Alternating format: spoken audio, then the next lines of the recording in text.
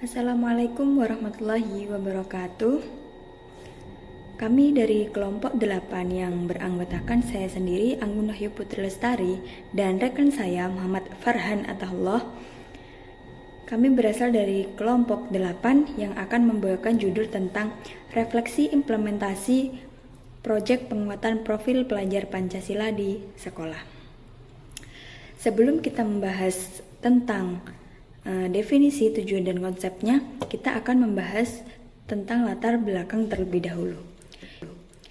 Yang melatar belakangi hal tersebut ialah yang dimana pendidikan di Indonesia itu terus mengalami perubahan untuk meningkatkan mutu dan menyesuaikan tuntutan zaman, yang ditandai dengan pergantian kurikulum lebih dari 10 kali sejak tahun 1947 hingga hadirnya kurikulum saat ini, yaitu kurikulum Merdeka, yang dimana salah satu inovasi adanya kurikulum Merdeka ini yaitu sebagai proyek penguatan profil pelajar Pancasila atau biasanya kita sebut dengan P5, yaitu sebagai strategi penguatan karakter dan kompetensi peserta didik melalui pembelajaran berbasis proyek. Nah, tujuan dari P5 ini untuk menginternalisasikan nilai-nilai Pancasila agar peserta didik itu tidak hanya memahami teori saja, akan tetapi juga mampu menerapkannya dalam kehidupan sehari-hari.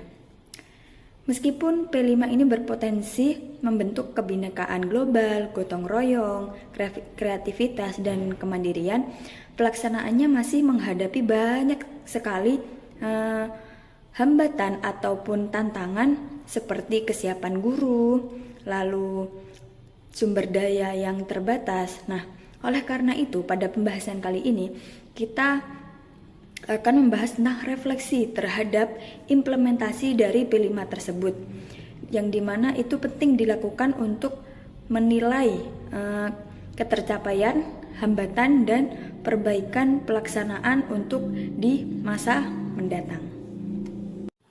Untuk pemaparan materi yang pertama, yaitu tentang konsep P5, tujuan P5, dan dimensi profil pelajar Pancasila akan disampaikan oleh rekan saya, Mas Farhan Atahullah. Oke, bismillahirrahmanirrahim. Di sini saya akan mulai membahas dari konsep P5. Apa itu P5? P5 merupakan singkatan dari Proyek Penguatan Profil Pelajar Pancasila. P5 ini merupakan suatu pendekatan pembelajaran yang ada di dalam kurikulum Merdeka. Nah, kalau menurut dari Kemendikbudristek, P5 ini merupakan suatu kegiatan kokurikuler berbasis proyek yang ada di dalam kurikulum Merdeka yang bertujuan untuk meningkatkan kompetensi atau karakter yang sudah ditetapkan berdasarkan standar kompetensi lulusan. Dalam literatur yang lain dijelaskan bahwasanya tujuan daripada P5 ini untuk membentuk peserta didik menjadi seorang pembelajar sepanjang hidupnya, memiliki kompetensi global, dan menerapkan atau beretika, berakhlak sesuai dengan nilai-nilai Pancasila. Di dalam penerapan P5 ini, memang ada banyak sekali nilai-nilai Pancasila yang harus diinternalisasikan yang diterapkan oleh siswa. Contoh sederhana, di tempat kami melaksanakan kegiatan asistensi mengajar atau AM, di sana di SMPN 1 Singosari ada kegiatan penelitian atau riset secara kecil-kecilan. Walaupun kegiatan riset atau penelitian ini secara kecil-kecilan, akan tetapi ada banyak sekali nilai-nilai Pancasila yang diinternalisasikan ke dalam diri siswa. Contohnya, di dalam penelitian siswa dilatih untuk menerapkan nilai kejujuran, karena di dalam penelitian peserta didik harus menyajikan data sesuai dengan fakta, harus menyajikan fakta sesuai dengan data atau sesuatu yang dia dapatkan dari lapangan. Kemudian ada banyak hal yang lain lagi di dalam penerapan P5 ini. Selain daripada yang sudah disebutkan tadi, ada juga nilai-nilai yang lain yang diinternalisasikan ke dalam diri siswa. Contohnya seperti nilai-nilai kebersamaan, gotong royong, kemudian kemandirian, dan juga yang lainnya. Nah, selanjutnya kita akan membahas tentang tujuan dari P5. Oke, selanjutnya kita akan membahas tentang tujuan dari P5. Sebagaimana yang kami cantumkan di dalam PPT kami, di sana ada 5 poin tentang tujuan daripada P5. Yang mana intinya sebenarnya adalah tujuan daripada P5 ini adalah untuk menanamkan, untuk menumbuhkan, untuk menguatkan nilai-nilai Pancasila di dalam diri peserta didik. Karena di dalam penerapan P5 ini ada banyak sekali nilai-nilai Pancasila yang harus diterapkan oleh siswa. Contoh saja, di dalam Pancasila, sila yang pertama yaitu ketuhanan yang Maha Esa. Peserta didik diminta dilatih untuk menerapkan nilai-nilai keimanan, ketakwaan. Contoh sederhananya, semisal di dalam keseharian siswa, di dalam melakukan proses pembelajaran, sebelum mereka belajar, mereka diminta atau dilatih untuk berdoa. Ini akan menumbuhkan atau agar nilai keimanan dan ketakwaan itu tertanam kuat di dalam diri peserta didik. Di dalam sila yang kedua, misalnya, yaitu kemanusiaan yang adil dan beradab. Siswa diajarkan untuk bagaimana mereka bisa menerapkan nilai-nilai kemanusiaan di antar sesamanya. Karena hari ini kita melihat ada banyak orang, ada banyak oknum-oknum yang melakukan atau memperlakukan orang lain itu tidak selayaknya manusia. Mereka kurang ajar, mereka memukuli, mereka membuli, dan perilaku buruk yang lainnya. Padahal di dalam ajaran Islam sendiri, Nabi Shallallahu Alaihi Wasallam mengajarkan kita sebagai umat Islam untuk menyayangi sesama. Sabda beliau, "Man la yarhamin nas la yarhamhullah." Siapa yang tidak menyayangi manusia, maka dia tidak akan mendapatkan kasih sayang Allah. Ini artinya antara konsep P5 dengan nilai-nilai keislaman ini begitu kuat keterikatannya, sehingga ini akan memperkuat nilai religiusitas atau nilai spiritualitas peserta didik yang mampu untuk menguatkan karakter mereka di kehidupan mereka di masa yang akan datang. Nah, kita akan mencoba membahas tentang tujuan P5 yang sudah kami tuliskan di dalam PPT kami, yaitu pertama untuk memperkuat pencapaian kompetensi atau karakter peserta didik sesuai dengan profil pelajar Pancasila. Yang kedua adalah untuk menguatkan nilai-nilai Pancasila di dalam maupun di luar kelas, bahkan di dalam atau di luar sekolah. Bahkan mereka bisa menerapkan nilai-nilai Pancasila di dalam kesehariannya, mulai dari nilai-nilai Pancasila, mulai dari nilai-nilai Pancasila yang ada di sila pertama sampai sila yang terakhir. Kemudian yang ketiga adalah untuk membangun karakter peserta didik. Yang keempat, untuk menumbuhkan kesadaran, kemandirian, tanggung jawab, peduli terhadap lingkungan, dan mampu bekerja sama.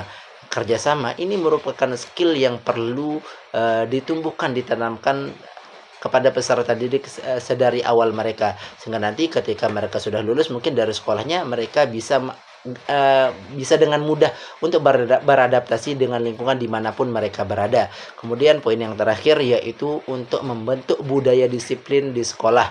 Kalau jika siswa sudah disiplin, maka itu artinya mereka akan mampu atau lebih mudah untuk menggapai kesuksesan atau keberhasilan di masa yang akan datang.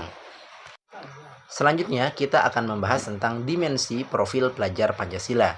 Nah, di dalam dimensi profil pelajar Pancasila ini ada 6 dimensi, yang mana ke-6 dimensi ini menggambarkan tentang pelajar Indonesia yang berkarakter, yang berpengetahuan, dan mampu menghadapi tantangan di masa yang akan datang. Dimensi yang pertama adalah beriman, bertakwa kepada Tuhan Yang Maha Esa, dan berakhlak mulia, yang mana dimensi ini menekankan sikap religius, menekankan sikap kejujuran, bagaimana seorang hamba menjaga hubungannya dengan Tuhannya, menjaga hubungan kepada sesama manusia dan lingkungannya. Dimensi yang kedua adalah berkebinekaan global, yang mana peserta didik diminta dilatih untuk menghargai perbedaan, menghargai orang lain yang latar belakangnya berbeda-beda. Yang ketiga adalah dimensi bergotong royong, yang mana peserta didik diminta atau dilatih untuk bagaimana caranya agar dia mampu bekerja sama dengan orang lain, berkolaborasi. Nah, yang mana ini adalah skill yang perlu dimiliki oleh seorang pelajar Indonesia untuk bagaimana mereka mampu menghadapi tantangan di masa yang akan datang. Yang keempat adalah mandiri. Nah, bagaimana peserta didik itu dilatih untuk bertanggung jawab terhadap segala proses pembelajaran yang mereka jalani saat ini. Yang kelima adalah bernalar kritis. Peserta didik dilatih untuk bagaimana mereka bisa berpikir secara sistematis, mereka mampu untuk mengambil keputusan berdasarkan data dan juga fakta atau berdasarkan pengalaman-pengalaman atau ilmu yang telah mereka dapatkan. Yang keenam adalah dimensi kreatif, yang mana peserta didik diminta atau dilatih untuk mengeluarkan ide-ide yang mampu bermanfaat untuk kemaslahatan dirinya sendiri maupun untuk kemaslahatan orang banyak.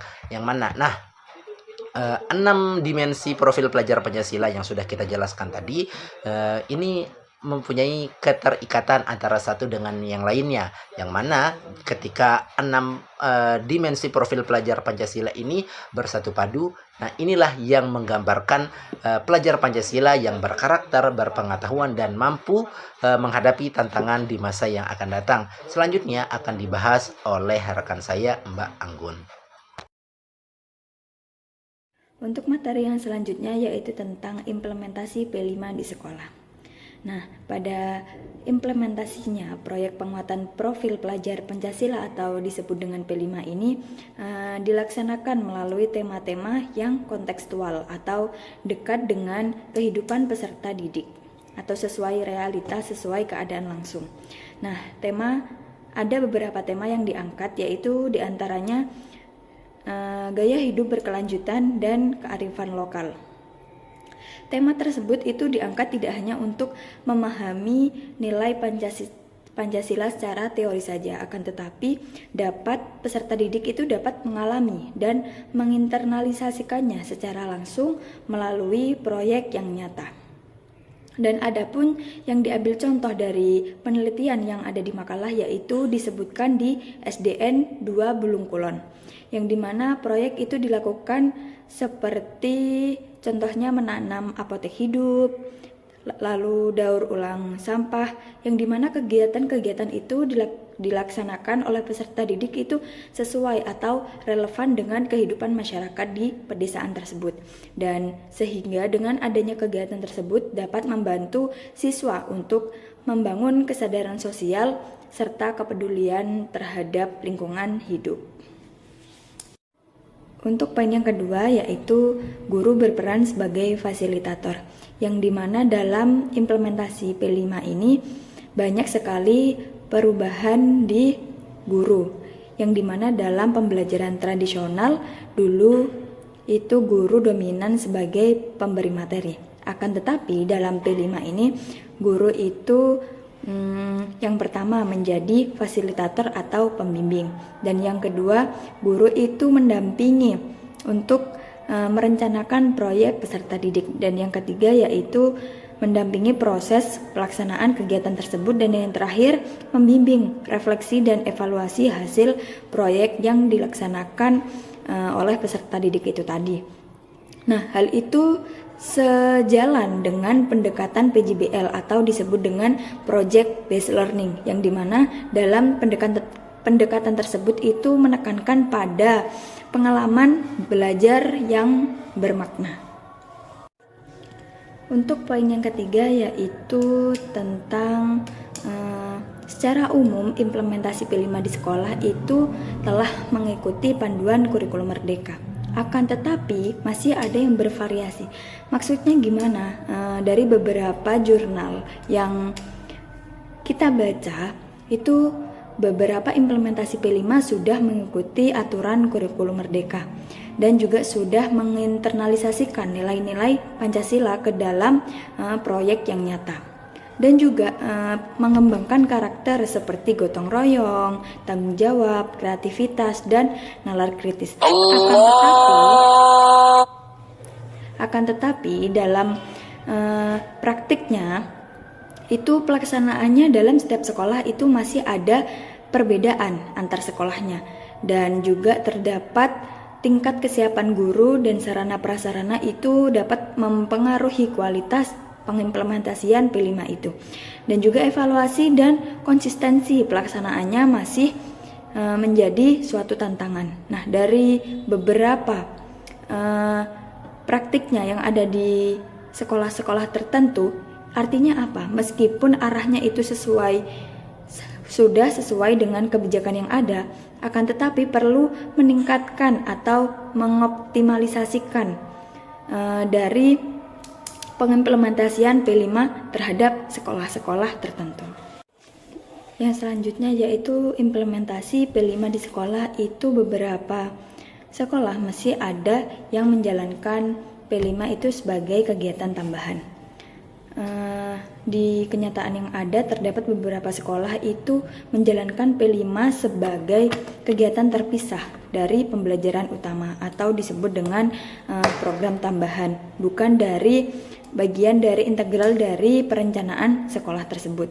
Padahal dalam konsep P5 dalam kurikulum Merdeka itu, P5 seharusnya itu terintegrasi dalam perencanaan pendidikan di sekolah, dan juga dapat menjadi bagian dari strategi penguatan karakter yang sistematis, dan juga tidak hanya berorientasi pada kegiatan tapi juga pada pembentukan karakter yang berkelanjutan. Nah, dari kondisi tersebut menunjukkan bahwa implementasi P5 itu juga masih membutuhkan penguatan pemahaman guru, konsistensi kebijakan sekolah, dan juga dukungan dari sarana dan pelatihan yang ada di sekolah tersebut. Nah, di sini kita mengambil dari contoh implementasi di SDN 2 Bulungkulon. Yang pertama yaitu tentang mengangkat potensi lokal. Yang sudah disebutkan tadi bahwasanya di SDN Bulungkulon ini menjalankan proyek seperti menanam apotek hidup dan daur ulang sampah, yang dimana dalam kegiatan tersebut siswa-siswa itu dapat menanamkan nilai-nilai Pancasila seperti gotong royong, tanggung jawab, dan kepedulian lingkungan dapat tumbuh secara nyata dalam keadaan peserta didik itu sendiri. Dan yang kedua yaitu memberikan ruang bagi siswa untuk belajar aktif dan kolaboratif, yang dimana dalam implementasi P5 tadi itu kalau pembelajaran tradisional tadi yang sudah disebutkan, guru itu sebagai pemberi materi, akan tetapi di sini dalam implementasi P5 itu guru sebagai pembimbing atau fasilitator, yang dimana melalui proyek pengerjaannya itu siswa itu dapat lebih aktif dan kolaboratif dalam menjalankan kegiatan tersebut. Contohnya, siswa dapat merencanakan kegiatan bersama, siswa bekerja kelompok antar sesama temannya, berdiskusi dan memecahkan masalah yang ada, dan juga dapat melakukan refleksi terhadap hasil proyek yang sudah dilaksanakan secara bersama-sama. Yang sudah disebutkan juga tadi bahwasanya hal ini itu selaras dengan project based learning, yang dimana itu menekankan pada pengalaman belajar yang lebih bermakna dan lebih kontekstual dalam kehidupan sehari-hari. Dan yang terakhir yaitu dalam implementasi di SDN Bulungkulon ini, sekolah mempersiapkan seperangkat pembelajaran, yang dimana berdasarkan data yang ada, sekolah itu berperan aktif dalam menyusun modul proyeknya, merencanakan atau merancang suatu perencanaan kegiatan, menyediakan sarana dan prasarana yang mendukung, dan yang terakhir yaitu mengikut sertakan guru dalam pelatihan. Nah, meskipun terdapat keterbatasan sarana di beberapa sekolah, dan khususnya di SDN 2 Bulungkulon ini, nilai-nilai Pancasila tetap dapat diintegrasikan melalui kreativitas dari para gurunya dan relevansi dengan proyek yang ada di lingkungan sekitar tersebut. Dalam pengimplementasian P5 ini juga terdapat beberapa faktor-faktor yang mempengaruhi implementasi P5. Di antaranya yaitu terdapat faktor pendukung dan faktor penghambat. Kali ini kita akan membahas tentang faktor pendukung terlebih dahulu. Di antaranya yaitu faktor pendukungnya yang pertama terdapat dukungan kebijakan pemerintah, yang dimana P5 ini merupakan bagian penting dari kurikulum merdeka, sehingga pelaksanaannya itu memiliki dasar hukum yang jelas dan kuat. Hal itu menunjukkan bahwa pendidikan karakter itu menjadi prioritas nasional. Dan yang kedua, sekolah itu memiliki landasan kebijakan dalam menjalankan P5 itu. Dan yang ketiga yaitu implementasi itu tidak bersifat coba-coba, tetapi terstruktur. Nah, dengan adanya kebijakan tersebut, sekolah itu memiliki arah yang jelas dalam mengimplementasikan atau mengembangkan profil pelajar Pancasila sebagai tujuan pendidikan. Dan faktor pendukung yang kedua yaitu ketersediaan panduan resmi, yang dimana sekolah dan guru itu tidak hanya bekerja tanpa suatu arahan, tetapi di situ sudah ada atau tersedia contohnya seperti panduan pelaksanaan P5, habis itu contoh modul proyeknya seperti apa, tema-tema yang digunakan, dan alur dan tahap kegiatan pembelajarannya itu seperti apa. Nah, dengan adanya pedoman resmi tersebut, itu implementasi di sekolah itu lebih menjadi terarah dan terstruktur sesuai dengan adanya panduan-panduan yang sudah disediakan. Dan faktor pendukung yang ketiga yaitu komitmen yang kuat, yang dimana keberhasilan P5 itu juga sangat dipengaruhi oleh komitmen yang kuat dari pihak sekolah. Komitmen tersebut itu dapat dilihat dari keseriusan sekolah dalam menyusun modul proyeknya seperti apa, penyediaan sarana dan prasarana dalam mendukung proses pembelajaran itu seperti apa, dukungan terhadap kegiatan siswa itu seperti apa, lalu konsistensi dalam pelaksanaan program tersebut. Nah, biasanya dalam sekolah yang memiliki komitmen yang tinggi itu mampu mengintegrasikan P5 bukan hanya sekedar sebagai kegiatan tambahan, akan tetapi juga merupakan bagian penting dari suatu proses pembelajaran yang dilaksanakan oleh pihak sekolah tersebut. Dan yang terakhir yaitu kesiapan guru, yang dimana dalam P5 ini guru itu berperan sebagai fasilitator, sehingga mereka harus memahami tentang konsep profil pelajar Pancasila, mampu merancang pembelajaran berbasis proyek, lalu membimbing siswa dalam diskusi maupun refleksi dari kegiatan tersebut, lalu mengarahkan siswa dalam berpikir kritis dan kolaboratif. Nah, semakin siap guru dalam memahami dan melaksanakan P5, maka semakin optimal pula. Selain adanya faktor pendukung dalam implementasi P5, juga terdapat faktor penghambat. Di antaranya yaitu keterbatasan pemahaman guru, yang dimana dalam setiap sekolah itu tidak semua guru itu memahami konsep pembelajaran profil pelajar Pancasila dan bagaimana cara mengintegrasikan nilai-nilai Pancasila dalam proyek, dan juga bagaimana mekanisme pembelajaran berbasis proyek atau yang disebut dengan PBL. Nah, akibatnya apa? Ada sekolah yang masih menjalankan P5 itu hanya sebatas kegiatan saja, belum sepenuhnya mengarah pada penguatan karakter secara menyeluruh kepada peserta didik. Ya, yang faktor penghambat kedua yaitu keterbatasan waktu pembelajaran, yang dimana pengimplementasian P5 itu membutuhkan waktu khusus seperti perencanaan proyek seperti apa, pelaksanaan kegiatan, refleksi dan evaluasi dari proyek tersebut. Namun juga dalam praktiknya sekolah juga harus menyesuaikan dengan jadwal mata pelajaran lainnya, yang dimana hal ini itu sering membuat pelaksanaan P5 itu menjadi terasa terburu-buru atau kurang maksimal. Dan yang ketiga yaitu sarpras yang belum memadai, yang dimana beberapa sekolah itu juga mengalami keterbatasan seperti alat dan bahan untuk proyek, ruang dan fasilitas pendukung kegiatan, dan akses terhadap media pembelajaran.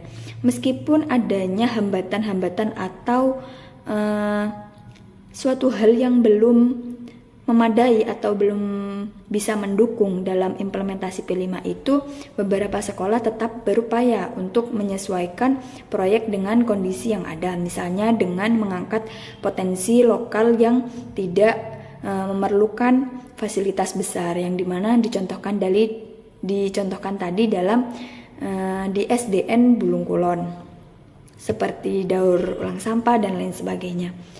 Yang keempat yaitu kesulitan guru dalam menyusun dan menilai kegiatan pembelajaran, yang dimana dalam P5 itu guru tidak hanya merancang kegiatan proyek tapi juga harus menyusun modul atau perangkat pembelajaran, menentukan indikator pencapaian karakter siswa, dan yang terakhir yaitu melakukan kegiatan penilaian proses dan hasil proyek yang dilaksanakan peserta didik.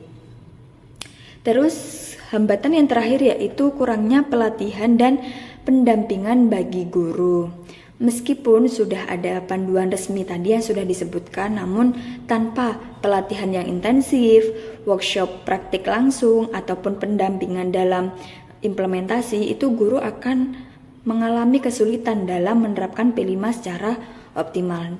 Nah, melalui pendampingan, workshop, dan pelatihan khusus itu sangat penting agar guru itu tidak hanya memahami secara teori saja, tetapi juga dapat mampu menerapkannya atau mengimplementasikan P5 itu dalam praktik di kelas sesuai dengan panduan yang optimal.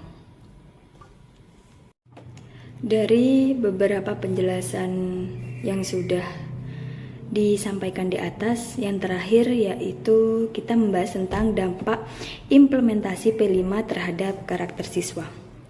Terdapat beberapa dampak diantaranya yaitu memberikan dampak positif sesuai profil pelajar Pancasila yang terdapat 6 pilar.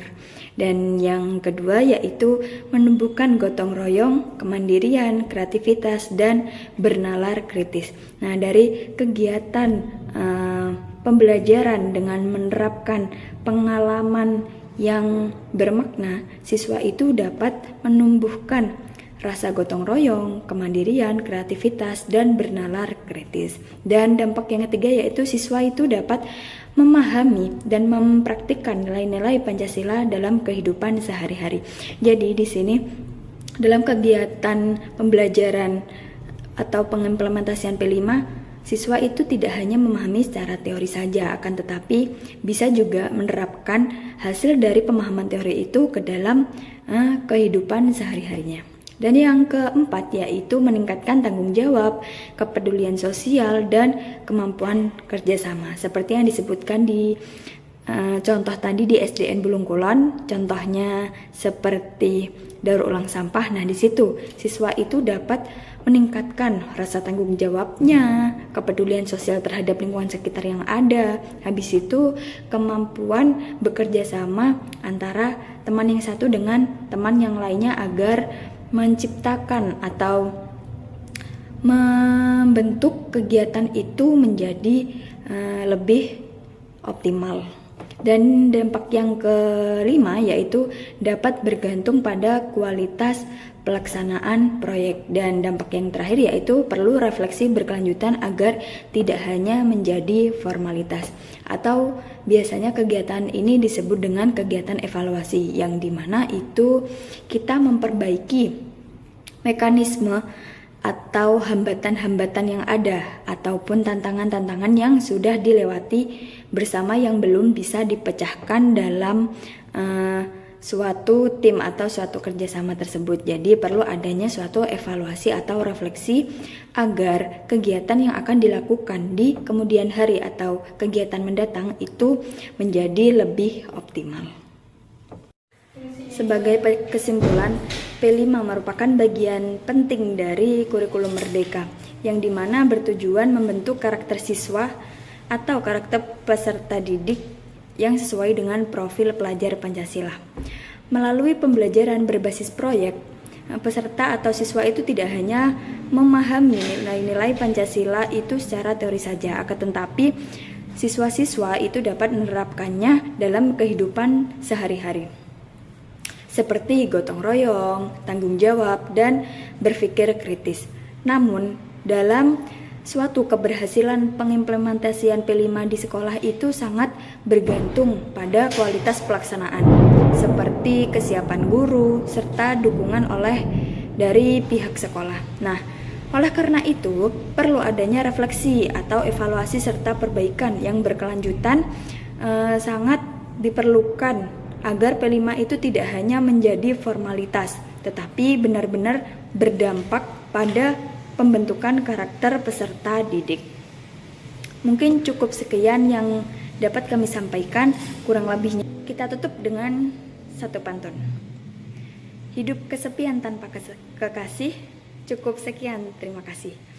Wassalamualaikum warahmatullahi wabarakatuh.